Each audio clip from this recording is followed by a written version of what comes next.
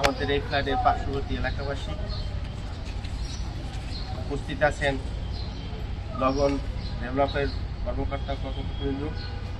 সবাই আমাদের জন্য দোয়া করেন যাতে আমরা দ্রুত খুব ভালোভাবে আমাদের কার্যক্রম সমাপ্ত করতে পারি এবং এই বিল্ডিংটা সুন্দরভাবে হস্তান্তর করতে পারি।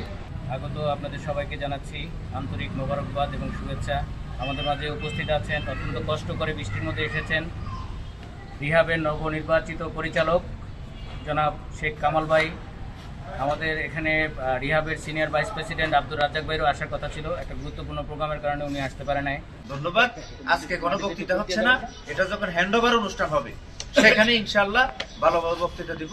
প্রয়োজনে রিহাবের চেয়ারম্যানকে সেখানে নিয়ে আসবো ইনশাআল্লাহ। এবং এটা আমাদের ধন্যবাদ পূর্ণ করার তৌফিক দান করে দাও হে রব্বুল আলামিন। আজকের এই আয়োজনে হে রব্বুল আলামিন শেষ পর্যন্ত সফলভাবে আমরা কাজগুলো সম্পন্ন করার তৌফিক দান করে দাও।